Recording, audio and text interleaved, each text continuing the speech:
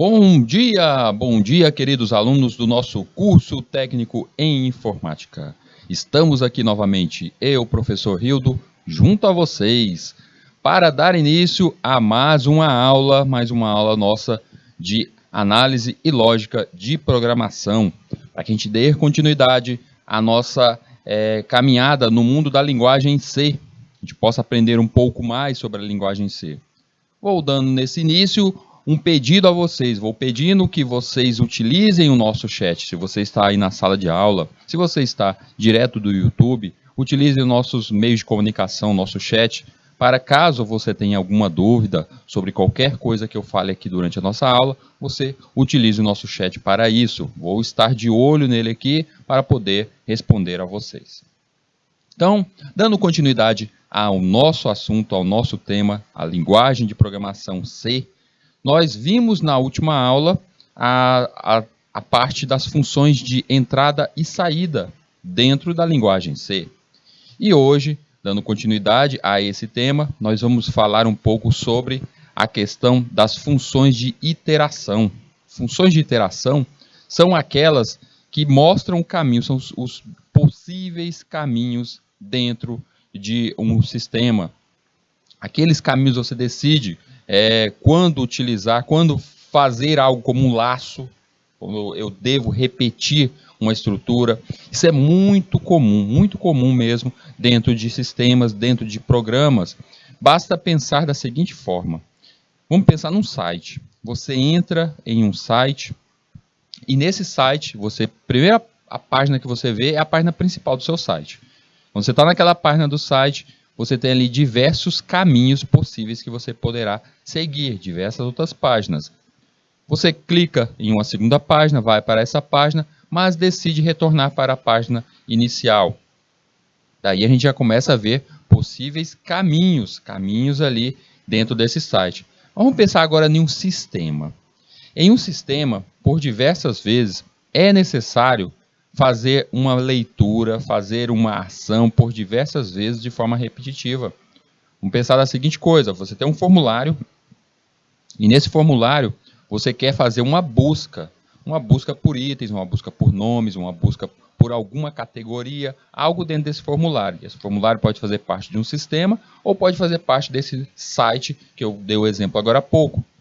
Se você fizer uma busca dentro desse formulário, o nome de pessoas que começam com a letra R, nome de pessoas que iniciam com a letra A, ele vai fazer essa consulta e vai fazer essa leitura na base de dados ou em um arquivo, seja onde for, ele vai sair pegando item a item para mostrar isso tudo em uma tela. A cada passada que ele procura pessoa com letra e começa com letra A, encontra, digamos, 10. Ele vai ter que escrever essas 10 pessoas, esses 10 funcionários, esses 10 itens ali em tela. A cada passada é uma passada no laço. É uma iteração dentro desse laço. Então a gente tem que entender um pouco mais sobre essas funções de iteração. A gente já chegou a trabalhar com as funções de iteração lá dentro do Portugal. Antes do nosso recesso, a gente viu um pouco também dessas funções aqui, o while, do while, o for, a gente utilizou um pouco. Mas vamos utilizar agora que a gente tem um conhecimento mais avançado, a gente já sabe um pouco mais sobre vetor, a gente está refazendo essa caminhada, então é hora de fazer experimentações dentro das funções de iteração. Então vamos entender um pouco mais as tais funções de iteração. Vamos lá para o nosso material, nossa aula de hoje. Para a aula de hoje, nós temos ali como os principais objetivos reconhecer as diferentes estruturas de iteração, realizar exercícios que diferenciam as estruturas for, while e do while. Então, esse reconhecer as estruturas a gente vai saber quando vamos usar essas estruturas do tipo de iteração, quando eu devo utilizar um for, quando eu posso utilizar um while, quando é necessário utilizar o do while, qual a diferença de cada uma delas. Todas três, nós percebemos que elas são estruturas de laço. Elas são estruturas que se repetem ali quantas vezes eu queira que fique. A diferença entre as estruturas de iteração para uma estrutura de pura repetição é que nas estruturas de iteração você interage com ela. Você que decide até quando vai ser aquela repetição. Diferente de uma simples repetição que eu repito quantas vezes ali de forma infinita, loop, aqui eu tenho um meio de fazer essa parada ali e modificar alguma coisa. Então a gente vai entender estas três estruturas aí no dia de hoje. Na aula anterior, a gente viu uma estrutura um pouco diferente, a estrutura de switch. Na última aula nós vimos o switch e vimos que quando temos uma estrutura com diversas alternativas e queremos que o usuário escolha qual delas deverá o programa seguir, nós usamos o switch. E a gente percebeu que o switch ele é perfeito para a criação de um menu. Quando você quer criar um menu, ela é perfeita para isso. E essas estruturas de iteração, eu posso utilizar dentro do switch? Pode. Utilize isso ao seu bel prazer. Perceba o seguinte, lá no exemplo que eu dei no início da aula aqui do site, na busca dentro de um formulário. O switch, visto em um site, ele estaria onde? Ele estaria naquela aba onde você decide qual a página que você vai. Ah, cliquei aqui na página onde tem histórico, eu vou para a página de histórico. Cliquei na página, cliquei lá no link que me joga para uma página como a página de biografia, ele vai me levar para lá. Página de produtos, ele me leva para lá. Então o switch pode seguir essa estrutura aí. E dentro de cada uma das páginas, como por exemplo, cliquei dentro da página de formulários, tem ali o buscar. Dentro daquela página de formulários, eu posso criar ali uma consulta e buscar o item desejado e montar aquela página com aquela estrutura. Então é bem interessante você utilizar as diversas estruturas que a gente está aprendendo aqui de forma mista, do jeito que você deseja. A gente tem que aprender que cada estrutura dessa ela é como uma ferramenta em nossas mãos. Se você decidiu, vou criar um menu, um menu ele pode ser criado através de um switch. Em sistemas, principalmente em sistemas, é quando a gente utiliza switch. E o do switch ele pode ser utilizado também em sites, na criação de sites? Pode, mas vocês vão perceber que quando a gente estiver lá na estrutura de sites, a gente vai perceber que é melhor utilizar outras estratégias, outras ferramentas. Então lembre-se, não existe só um modo de fazer alguma coisa dentro da programação. Quando você aprende, o switch ele serve para fazer menu. Toda vez que chegar um menu na tua frente, você tem que fazer um menu, não importa onde seja. Em um jogo, em um site, em um sistema, você vai lembrar, vou fazer um switch. Você pode até utilizar essa estrutura, mas vamos lembrar o seguinte, esta estrutura switch não é a única, existem diversas outras. Então você pode correr para aquela que está mais interessante para aquele uso, naquela linguagem de programação, ali, naquele momento. Então vamos para rever um pouco sobre o switch, a gente viu na aula passada, vamos fazer esse exemplo aqui, vamos entender o passo a passo de fazer esse algoritmo e já entender o seguinte, vocês já sabem que já foi falado aqui para vocês, que lá na disciplina de projetos, o projeto que vai ser pedido ali vai ser a criação de toda a vida de um software. A documentação de um software, a produção desde o início. Então eu quero que vocês percebam, nesses momentos que eu falar, olha, vamos fazer agora um algoritmo que vai nos trazer algo como um elemento como o switch. Eu quero que vocês percebam que a gente está criando aqui, eu estou mostrando na frente de vocês a criação de um algoritmo. Então lá no projeto, na disciplina de projetos, onde a professora está pedindo para vocês desenharem, escreverem ali um sistema, um projeto, vocês vão fazer algo parecido com o que eu estou fazendo agora, só que tudo definido passo a passo, linha a linha ali dentro daquele código. Você vai escrever linha a linha, você vai entender a questão do cronograma, aí vai entender também a questão da documentação, quais são as partes. Possivelmente, agora no começo, a gente ainda está muito verdinho, a gente ainda está bem no início. Então, futuramente, quando vocês já estiverem bem habilidosos, prontos para o mercado de trabalho, vocês vão entender que na criação de um software, na tal da documentação, existem muito mais do que simplesmente um cronograma, muito mais do que simplesmente um fluxograma. Vocês lembram lá do fluxograma que a gente já fazia aqui? Vamos desenhar um fluxograma para facilitar o entendimento. A gente percebe que a gente já está tão habilidoso que muitas vezes a gente nem utiliza mais o fluxograma. Mas o fluxograma ele é interessante na documentação para mostrar para aquela pessoa que não entende nenhum pingo, nenhuma linha, nenhum ponto dentro da nossa linguagem de programação, que ele consiga visualizar qual será o funcionamento daquele sistema. Então, neste caso eu quero que vocês percebam o passo a passo aí do nosso algoritmo. Nesse algoritmo pede o quê? Uma loja fornece 10% de desconto para funcionários, 5% de desconto para clientes VIPs. Faça um programa que calcule o valor total a ser pago por uma pessoa.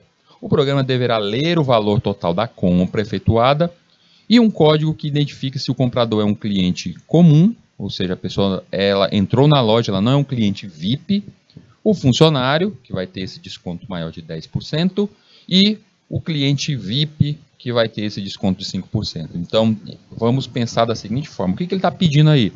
Ele está pedindo que existam 3 caminhos. Estão percebendo? 3 caminhos. Vai ter um quarto caminho? Vai, a gente vai criar aquele default. Caso a pessoa não escolha um desses 3 caminhos, parta para o vazio, default. O sem nada. A pessoa não clicou ou não desejou nenhum desses 3 caminhos aí. A gente já percebe que já tem aqui uma numeração. 1, 2, 3. Então eu posso utilizar isso lá dentro daquela minha variável de controle, no switch. Já estou percebendo que eu posso utilizar isso. Existe um modo da pessoa clicar em algo diferente? Se eu tivesse um sistema de verdade, o sistema fosse para uma loja, eu colocaria simplesmente lá o botão 1, botão 2 e botão 3, comum, funcionário e VIP. Não tem como a pessoa clicar em outra coisa. Ou seja, no nosso caso aqui, a gente vai pedir para a pessoa digitar. Mas com uma interface criada, a gente vai lá e cria os 3 botõezinhos. Fui lá, criei 3 botões. E tá lá, botão, vou chamar aqui botão 1, botão 2 e botão 3. Tá? Para não colocar o nome comum, funcionário e VIP. A pessoa tem que clicar ali, não tem outra escapatória. Ele vai ser obrigado a escolher um dos 3 ali. O vendedor, na hora ali que está efetuando essa venda, ele vai ter que clicar em um dos 3 tipos ali de pessoas e pronto, não tem outra escapatória. Então, no caso, o último caminho aqui que fica escondido, que é o default, o caminho que eu não escolhi nenhum dos 3, eu caí nesse último, ele seria a nossa questão de tratamento de falhas, tratamento de erros. Então, se digamos que eu tenha clicado, o meu sistema entrou, eu cliquei num desses 3 aí, mas por algum motivo, conexão com internet, falha no sistema, qualquer coisa tenha acontecido diferente ali, eu caio no default. Eu caio no caso de excelência, o tratamento de erros. Como, por exemplo, vocês já devem ter acontecido isso com vocês entram numa página, vocês estão acessando um site, e a internet dá aquela tropeçada. E aí, o que acontece? Você pede para carregar uma página, a página demora, seu navegador não conseguiu carregar aquela página, e aparece para você o quê? Aparece assim, ó, erro 404. Deve aparecer uma página mais ou menos desse jeito. Erro 404, não foi possível carregar a página. Essa página bem aí, ela é uma página natural na criação de todo e qualquer site. O erro 404 não consegui carregar, eu carrego internamente a minha página 404. Se eu não conseguir buscar lá do servidor a página 404, saibam que no seu browser, no seu navegador, já existe ali a identificação de não possível carregamento, e aí ele vai carregar uma página de falha. Quem nunca viu aquele joguinho do dinossauro corredor? Vocês já viram no Chrome? Caiu a internet, aí aparece aquele dinossaurozinho que ele sai correndo, você vai pulando cacto e tudo mais. Aquela animação feita em JavaScript, ela é uma página de erro. Ela só aparece aquele joguinho se você estiver acessando o seu browser, pedir para acessar um navegador, acessar uma página, e aí essa página não consiga carregar. Aí lá vem o dinossaurozinho para você ficar correndo com ele. Então ali é um tratamento dentro do seu próprio browser para a página 404, ou seja, ele não conseguiu nem carregar a página de erro 404. Você está totalmente isolado, sem internet alguma. Então estes casos são os chamados casos de excelência, o caso de tratamento. E sempre no switch a gente faz o nosso default, o nosso caso de tratamento de erros ali, caso a pessoa não decida nenhum dos três. Então esse aí já é o primeiro passo, a gente já tem esse entendimento aí do que vai acontecer com o nosso sistema, como seria isso se tivéssemos uma interface, e isso vocês, lá no projeto de vocês.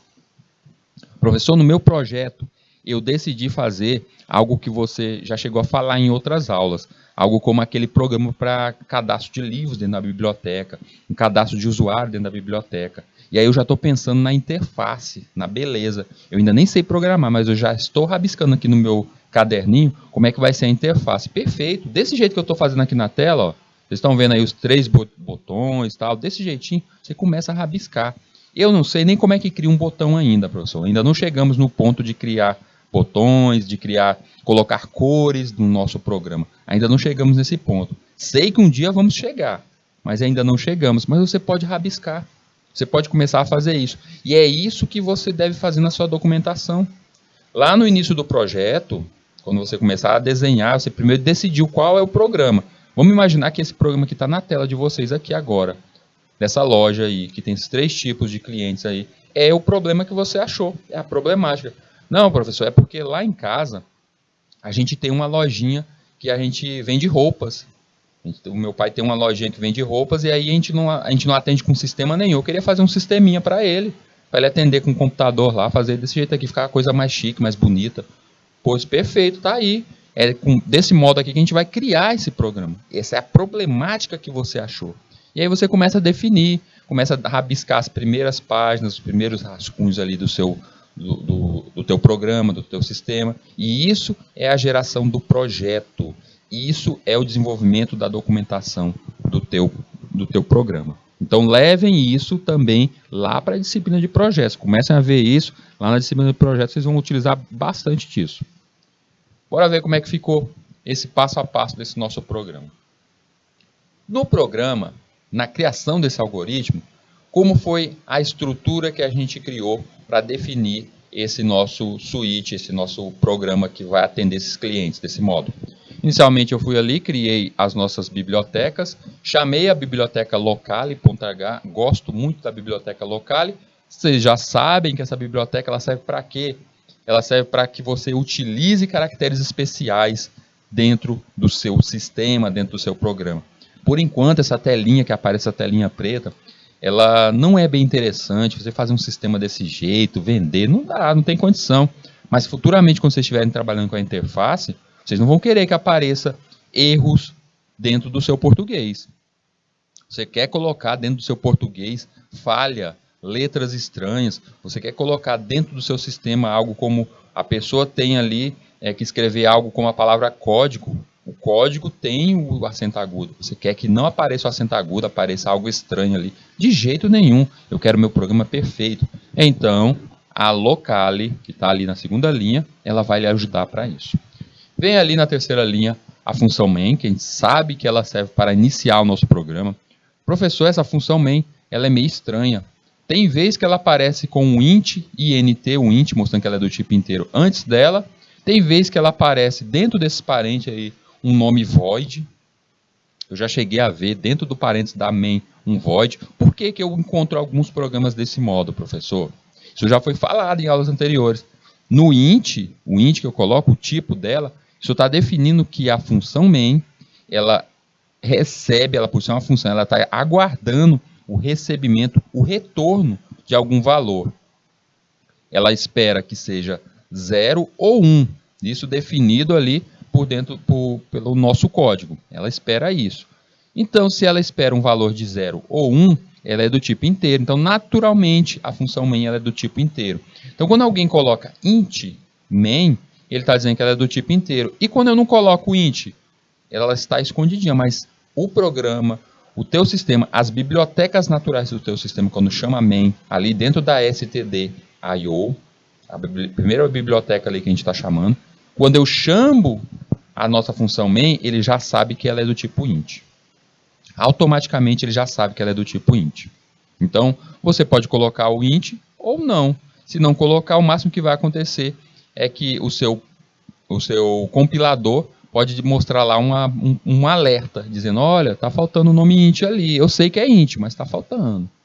E o void? O void, a gente já estudou isso, a gente sabe que ele é um tipo o vazio, um tipo vazio. E quando eu coloco dentro do parênteses ali void, eu estou dizendo que ela vai iniciar com o parâmetro vazio, ela começa com nada, vazio. E ao fazer isso, eu estou dizendo que ela poderá trabalhar com valores que estão ali dentro, que não necessariamente foram descritos no início. Então ela já começa com vazio e ela aceita terminar sem receber nenhum retorno. Ela não receberá nenhum retorno se eu quiser, porque ela é do tipo void. Mais adiante, quando a gente tiver mais habilidosos aqui, a gente vai entender um pouco mais do uso do void junto às funções. Comecei ali a nossa primeira variável, vai ser do tipo float, a total underline C. Logo a seguir, eu também coloquei a valor underline compra, que vai ser do tipo float. As duas estão ali na mesma linha depois do nosso float. Linha seguinte, eu criei uma variável do tipo diferente ali, que eu quero que ela seja do tipo int, a código. Essa do tipo int, código, será justamente a variável que eu vou utilizar para setar o valor dentro do nosso caso. Lembrem-se, dentro do switch, vocês viram isso na aula anterior, dentro do switch eu só posso utilizar dois tipos de variáveis para setar valores, a variável do tipo inteiro e a variável do tipo caractere. Eu só posso utilizar esses dois, então eu criei aí uma do tipo inteiro. Logo a seguir eu chamei o setLocale, chamando os caracteres da linguagem portuguesa ali na nossa biblioteca locale.h. E aí vem o nosso programa. Eu peço ali para a nossa print, primeira iniciando printf, dizendo descontos da loja, anunciando, informe o valor total da compra, e quando a pessoa digitar o valor da sua compra, vai cair dentro da variável total. Percebam que tem um scanf na linha logo a seguir, com a variável total underline C, vai cair dentro dela, o endereço dela. Logo a seguir eu peço, digite seu código, ou seja, a pessoa vai digitar entre 1, 2 ou 3. Se ele digitar 1, cliente comum, 2, funcionário, e 3 vai cair no caso cliente VIP. Uma dessas digitações aí, 1, 2 ou 3, vai recair dentro do scanf código. Percebam aí que eu já iniciei falando para vocês que nesse trecho aqui, existe uma possível falha por enquanto, porque a gente não trabalha com a interface. Se fosse os botões de você clicar, a pessoa clicava cliente comum, o cliente do tipo funcionário e cliente do tipo VIP. Se eu clicasse naquele botão, eu já cairia naquilo, não iria para uma falha, e eu já estaria inserindo o valor correto dentro da variável código. Aqui não. Aqui eu estou pedindo para a pessoa digitar. A pessoa pode digitar o número 4. A pessoa pode não digitar número nenhum e dar um Enter. E dentro da variável código recaiu um valor vazio. Então existem diversos modos aí que podem ocorrer uma falha no nosso sistema. Por isso que o default é tão importante dentro do uso dos casos. Tá? Por isso que ele é de grande importância. Sistemas, gente, vamos lembrar disso. Vocês podem, possivelmente no futuro, serem desenvolvedores que trabalham junto à parte da interface. Mas existem certos desenvolvedores que trabalham ali do lado do servidor, do lado por detrás das cortinas. E esse que trabalha diretamente com o servidor, trabalhando com algumas funções direto no servidor, eles não olham a parte da interface. Para vocês terem uma ideia, no servidor, quando você vai fazer a instalação do sistema operacional para controlar aquela máquina, a gente nem instala a interface, fica somente aquela telinha preta. A gente nem olha a parte bonita, beleza, cores, nada disso é instalado, porque ninguém vai olhar aquilo dentro do servidor. Então é um gasto a mais em cima de processador e em cima de memória, uso de memória. Então é desnecessário. E aí, nós desenvolvedores, a gente não instala isso. Fica somente aquela telinha preta. Por esse motivo, a gente tem que aprender a utilizar essas funções, a gente tem que aprender a utilizar esses recursos, utilizar esses caminhos, criar esses caminhos em caso de não termos interface para geração de botões, geração de caixa de busca.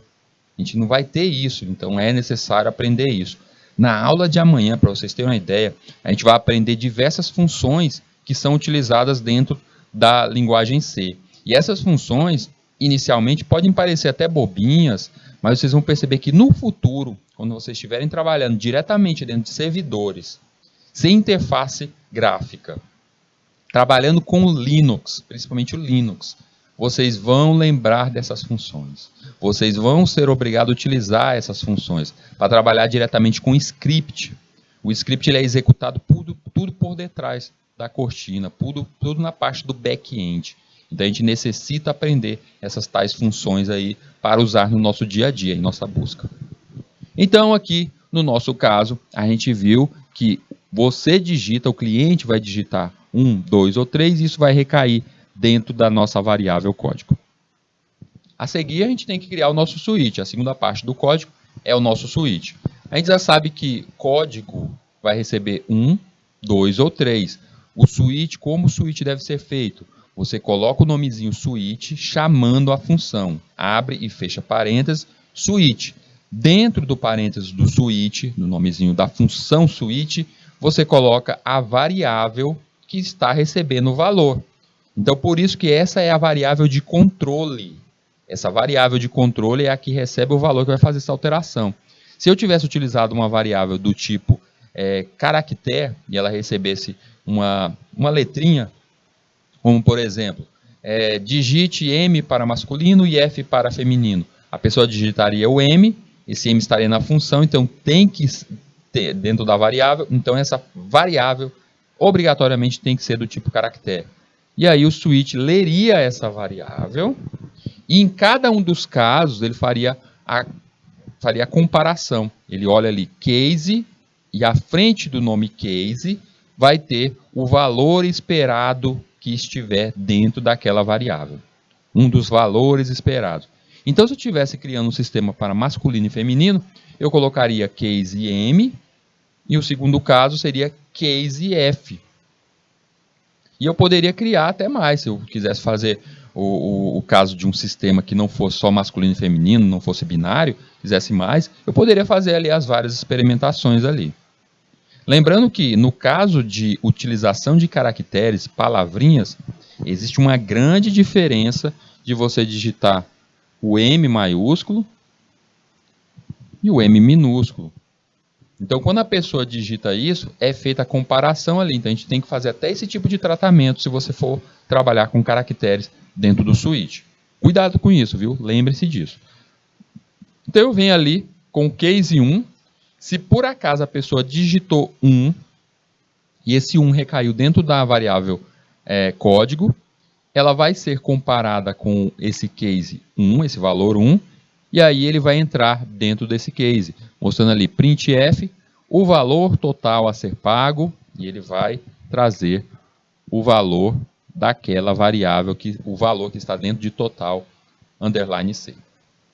Esse aí é o nosso cliente comum, vocês percebem que não houve cálculo nenhum em cima dela. Vem ali o break, para que serve o break, gente? A gente viu isso até na aula anterior. O break ele encerra aquele caso bem ali. Se eu não colocar nesta linha o nosso break, eu experimento o caso 1, caso ele seja verdade, eu entro nele, mas eu continuo ainda vendo os outros, eu saio experimentando o caso 2, caso 3 e assim por diante. Mas Hilda, a gente já foi atendido pelo caso 1. Então não tem motivação para entrar nos outros casos. Não tem. E ele nem vai entrar nos outros casos, porque ele vai até comparar com esses outros e não vai ter esse valor. Mas o problema é que ele vai continuar gastando processamento, vendo caso a caso. Então, por este motivo aí, a gente faz o break. A gente coloca o break para retirar. Quando a pessoa chegou na linha break, ele parte lá para o final do programa. Caso 2. Tem o caso 2. O que vai acontecer? O valor da compra vai receber valor underline C, o que tem dentro de valor underline C, menos o total underline C multiplicado por 0,1. Esse daqui é justamente aquela questão do 10%. Esse multiplicado por 0,1 é para tirar os 10%. Então eu faço o cálculo ali da porcentagem de 10%, retiro os 10% do total C, e esse valor recai no valor da compra. E aí sim, a compra foi retirada o valor de 10% em cima ali do valor total.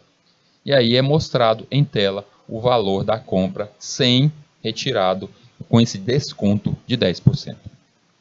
Caso 3 é a mesma condição do caso 2, só que ali o cálculo é o 0,05, que é o 5%. Então, da compra é retirado o valor de 5% e aí mostra o total.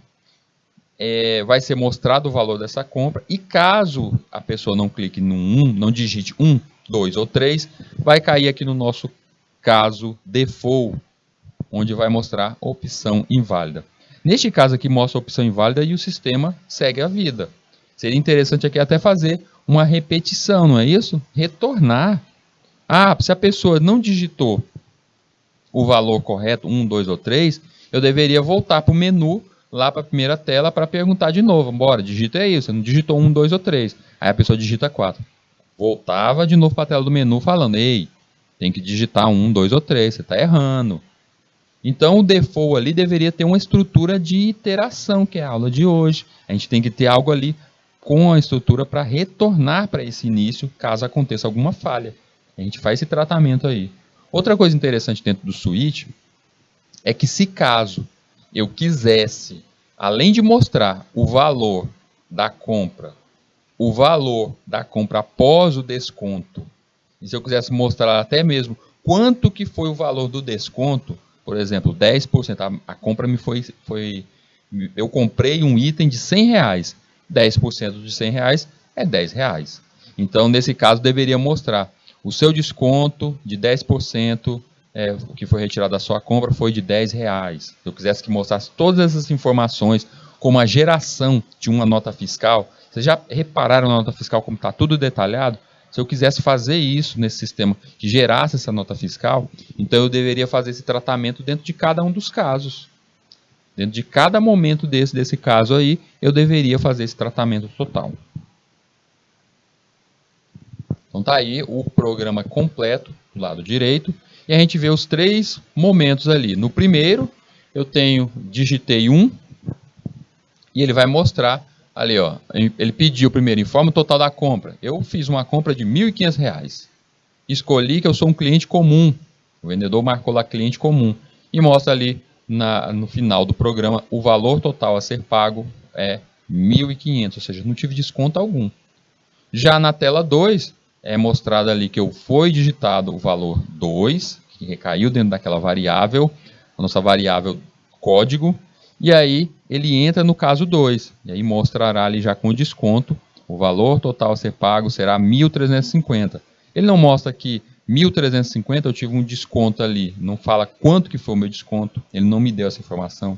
Ele não me fala quanto que eu economizei, no caso ali foi os R$150, ele não mostrou isso. Eu posso adicionar isso como uma geração de uma nota fiscal. Posso sair adicionando todos esses itens aí.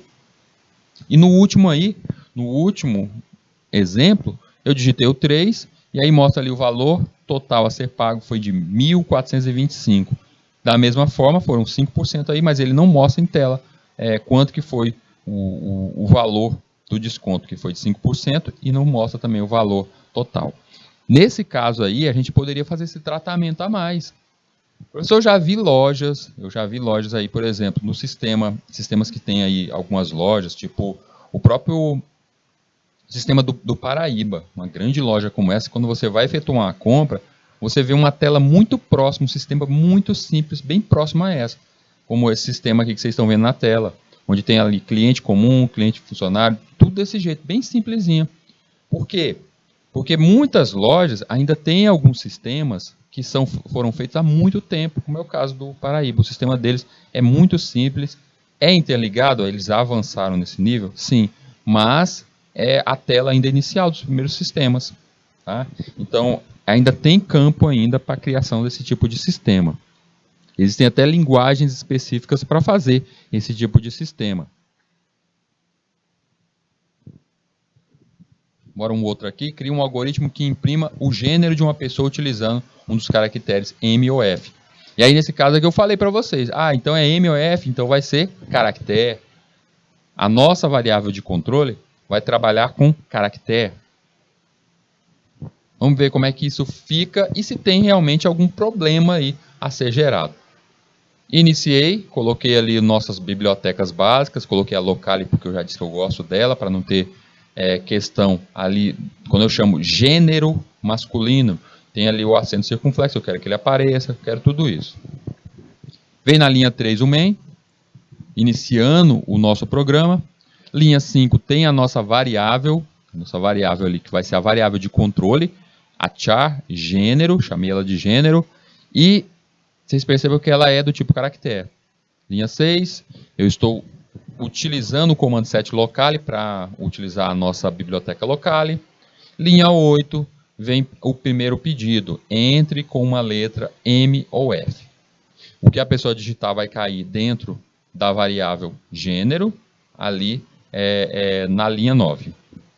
Linha 10 tem o nosso switch, que é o que interessa. Ele vai fazer a comparação com o que está dentro da variável gênero. E aí vem o nosso primeiro problema, que eu já falei, até já adiantei para vocês. A pessoa digitou ali o M maiúsculo, ele entraria, a comparação daria certo.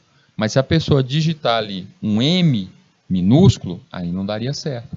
Então ali no caso, o caso da linha 12, eu tenho que fazer um caso que pegue a letra M maiúscula, eu posso criar uma comparação ali M maiúsculo ou M minúsculo, posso fazer isso, a gente já fez isso utilizando dentro do if, essa alternância. Ou eu poderia criar um caso M maiúsculo, um caso M minúsculo, e todos os dois dariam esse mesmo resultado, um printf gênero masculino. A gente pode fazer esse tipo de tratamento. Qual é a melhor estratégia, Rildo? Você decide. A melhor estratégia é aquela que funciona. Então faça da melhor forma. Depois que o teu sistema está funcionando, aí vem o tal dos refinamentos contínuos. Aí você vai trabalhar para melhorar o teu sistema. Então o problema aí nesse caso seria justamente essa questão da utilização do caractere e a pessoa digitando aí maiúsculo ou minúsculo.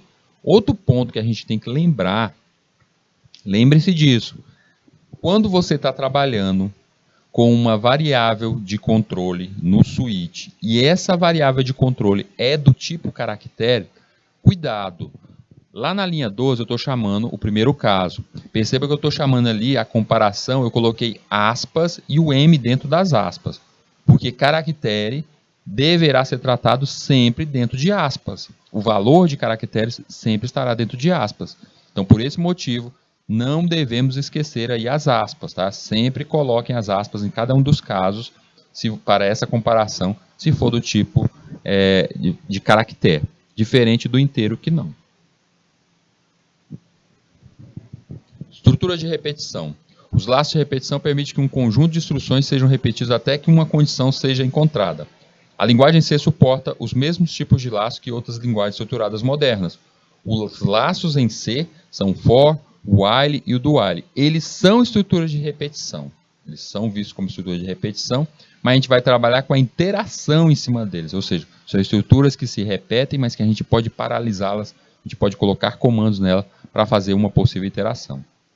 Bora ver aqui a questão inicial do formato de um for. Como é o for? O for, professor, eu aprendi até mesmo lá dentro do Portugal. Que lá é o para. Então, eu tenho aqui o for. Dentro do parênteses dessa nossa função, ela é função. Tem parênteses? Função. E vem aí inicialização, eu tenho que ter a parte de quando eu vou iniciar. Para entrar dentro desse for, para entrar dentro desse laço, eu tenho que ter essas três condições bem explícitas. O início, como é que eu inicio, a condição para mim estar ali e o incremento para que eu possa crescer, eu possa aumentar, incremento, decremento, a condição que eu vou aumentando ou diminuindo, para que eu possa sair ali, para que eu possa atender a condição. A condição ela vai me dizer, olha, você vai ficar dentro desse laço até você contar até 10. Então, quando chegar no número 10, você sai. E o incremento vai adicionando isso. Então, é aquela condição, é como se fosse um castigo. A gente tem um castigo ali. Ó, você vai ficar até você escrever 100 vezes o seu nome. Então, aqui é da mesma forma. O incremento vai colocando item a item ou retirando até atender a condição. E dentro desse nosso for, a gente coloca os possíveis comandos. Ali eu posso colocar toda a estrutura. A gente está, por enquanto, sempre que a gente chama um for, até a gente vê aí o while, o do while, a gente sempre se preocupa muito com as condições do laço, a gente sempre se preocupa muito de como o laço vai funcionar. E deve se preocupar mesmo. Mas a gente tem que entender que essa estrutura onde vai estar os comandos ali daquele for, esse passo aí dentro das chaves, que é o que realmente importa dentro de um sistema. Vamos pensar o seguinte, gente. Vamos voltar lá naquela estrutura que eu falei no começo da aula, do nosso formulário. O formulário que vai procurar nome das pessoas que estão dentro da base de dados que começam com a letra A. Digamos que ele foi lá, procurou, entrou dentro da base de dados e encontrou essas 10 pessoas. 10 pessoas que têm o nome começado com a letra A. Ele vai ter que apresentar o nome dessas 10 pessoas, vai ter que escrever linha a linha essas 10 pessoas. E aí, como é que faz isso? É aqui na parte de comandos. É aqui que você vai dizer, mostrar a pessoa com a letra A. E aí faz a condição, tem mais um? Aí passa para a próxima linha. Enquanto tiver nome escrito, ele vai acrescentando linha a linha em tela. Quando chegar no último, ele teve a condição finalizada e aí ele pode sair disso aí. Então vocês percebam o seguinte, o for é utilizado em sistemas, sim, desse modo. Apesar de a gente ficar nessa preocupação de atender o que está dentro dos parâmetros, dentro do parênteses aí, mas os comandos são de grande importância. A gente tem que lembrar o que é o incremento, o decremento. Então vamos entender aqui o incremento e o decremento, entender o que é pós-incremento, o pré-incremento. No pós-incremento, o operador é usado após a variável. Um exemplo, eu chamei a variável x e coloquei logo à frente dela x++. Eu estou com pós-incremento. Nesse exemplo, ocorre incremento do valor após a operação associada a terminar. Ou seja, quando o operador mais vem depois da variável x, sendo assim, o incremento ocorre depois do processamento do comando atual. Nesse caso aqui, vamos ver aqui um exemplo. A gente tem aqui um pedaço de um código, onde eu tenho aqui uma variável inteira, chamei ela de x, e ela está recebendo o valor 100. E aí vem um printf aqui dizendo o seguinte, o valor de x, ele vai receber o valor x++. X++ é pós-incremento. O que acontece? Quanto ele deveria mostrar? Se o x++, ele está incrementando, ele tem que mostrar 101, correto? Mas esse mais está depois da variável. Ele é um pós-incremento. Então, nessa linha bem aí, print, valor x++, o que ele vai mostrar? Ele vai mostrar o valor 100. Por quê? Porque ele primeiro mostra o valor que está nela, depois ele incrementa, depois ele soma, depois ele joga esse valor a mais.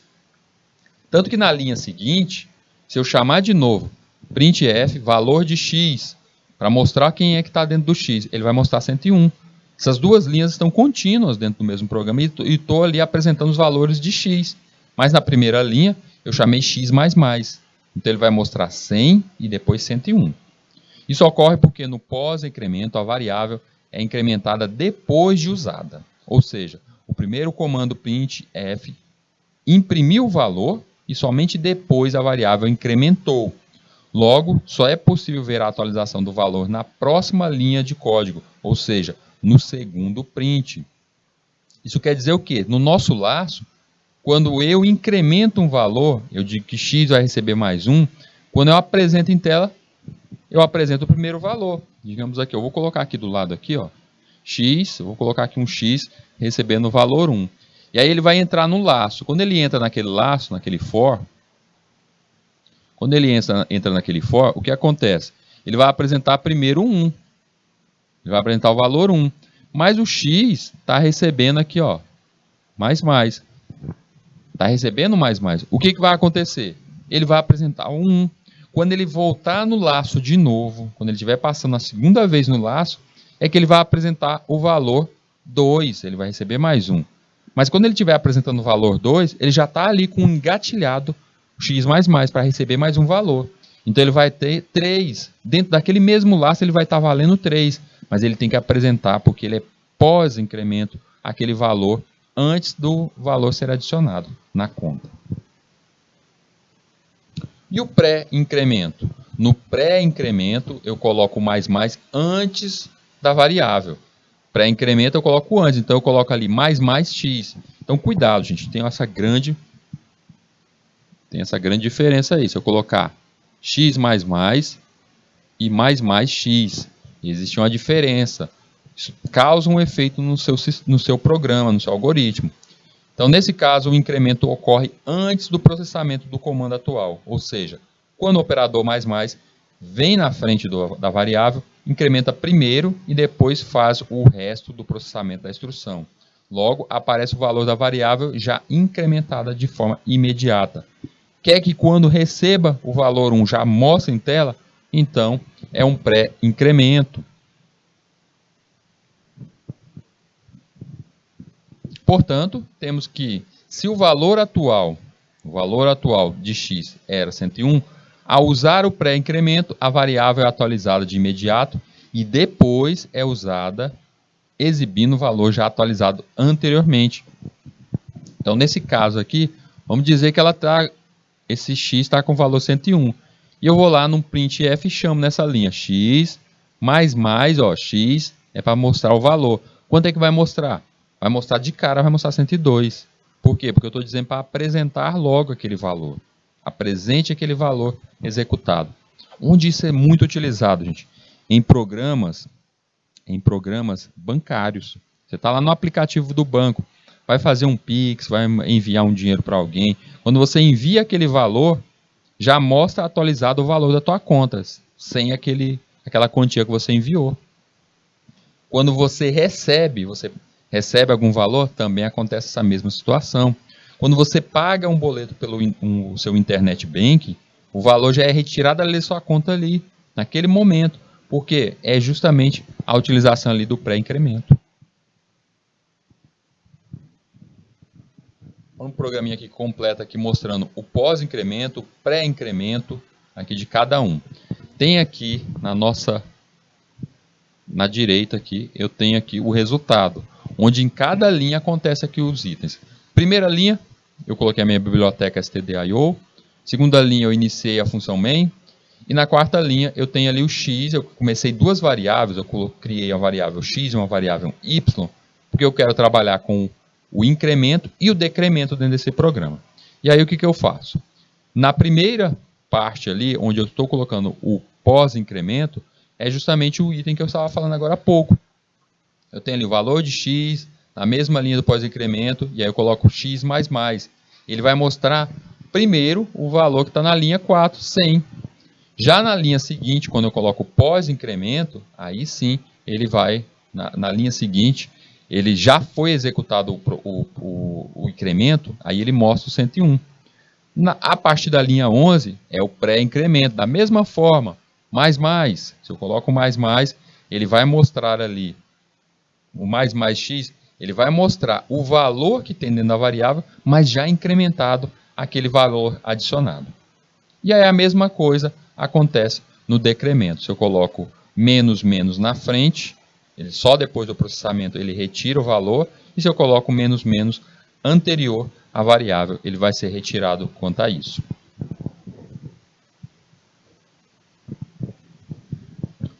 Na sua forma simples, o for, a inicialização é um comando de atribuição usado para inicializar a variável de controle do laço.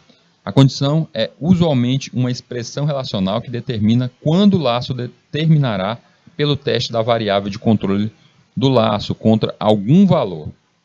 O incremento usualmente define como a variável de controle do laço mudará a cada vez que a repetição for realizada. Então vamos entender aqui a estrutura do laço com for.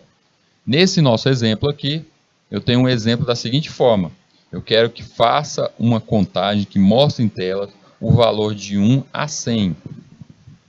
Então, eu comecei o programa, coloquei a minha biblioteca básica, tem ali o início a função main, e aí tem a minha variável, criei a variável x, tá ali int x, e aí vem o que nos interessa mesmo nesta linha.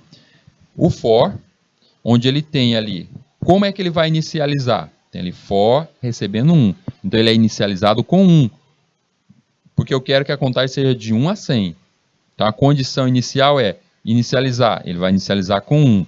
Qual é a condição para esse laço acontecer? Tem ali x menor igual a 100.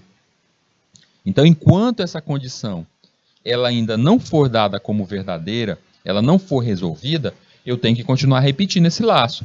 Então, o x menor ou igual a 100. Enquanto esse x não crescer e chegar em 100, chegar ao valor de 100, eu não saio desse laço aí. Eu vou continuar fazendo o comando da linha seguinte, esse print. E aí tem o incremento, o x mais mais, como no caso aí, um pós-incremento, x mais mais. Gente, o que aconteceria se eu tivesse colocado mais mais x? Se eu tivesse colocado mais mais x, o meu programa ele não contaria de 1 para 100. Ele começaria contando já do número 2, porque ele já incrementaria 1 nesse valor desse x. Ele começou com 1, ele já ia incrementar mais 1, e ia começar a contagem pelo 2. Vocês estão vendo como o pós-incremento, o pré-incremento, ele tem ali o seu significado, ele tem o seu uso. Então a gente colocou ali x mais mais. Na linha seguinte tem o nosso print, onde ele vai mostrar, vai chamar a variável x, tá ali mostrando a variável x.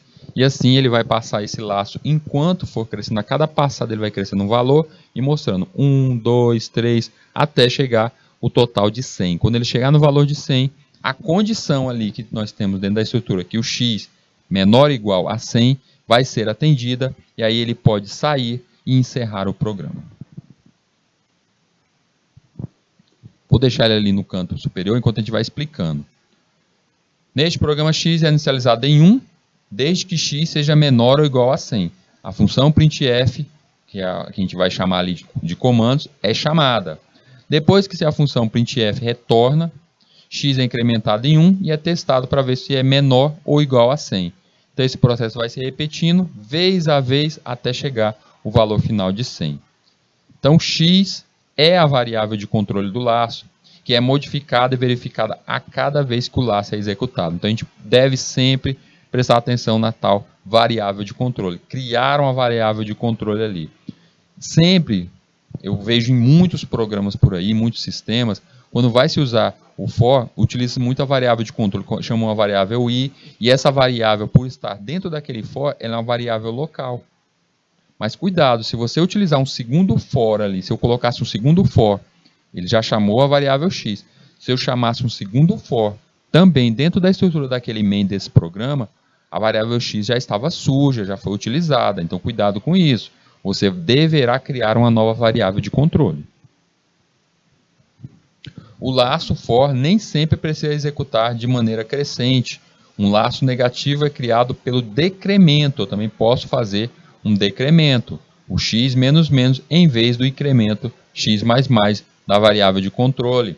Então eu tenho ali o x recebendo 1, faço a comparação até 100, e ali é x mais mais. Mas se eu quisesse fazer o contrário, o x de 100 para 1, então o x iniciaria com 100, e o x deveria estar ali com a comparação para 1. A condição seria que quando ele chegasse no valor de 1, ou seja, o x fosse igual a 1, aí sim encerraria ali o nosso laço.